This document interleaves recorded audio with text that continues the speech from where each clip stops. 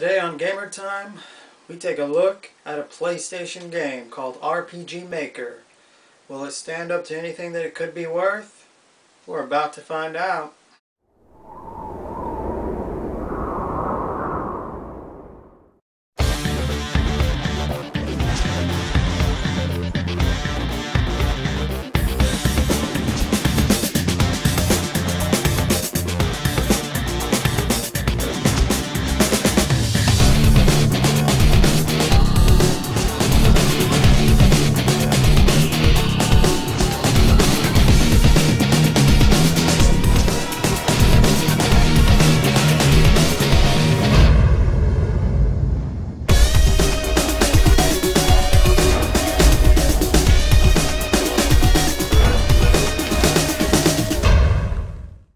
So if you're unfamiliar with the RPG Maker series, they've come out with one on the PlayStation. They came out with 3 of them, if I'm not mistaken, on the PlayStation 2.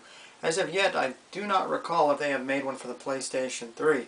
They have also made one for the Nintendo DS. So far, that has not been released in America. It has been released in Japan. Now, if you're unfamiliar with this series, they also created a computer version for the Windows operating system. RPG Maker XP and RPG Maker VX. So how do all of these stand up and compare?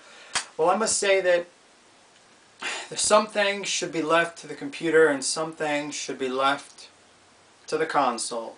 And the RPG Maker series is definitely a series that needs to be left to the computer. The functionality of this particular and its predecessors, RPG Maker 2 and 3, are just so slow-paced that you'll find you're spending more time trying to figure things out, creating all the text to create your game, unless you have a keyboard for your PlayStation 2, and even then this doesn't function in that versatility, so it just comes down to the controller with itself. It does allow you to create RPG games. Not a lot of resources in this. You can find a lot more resources on the actual internet version.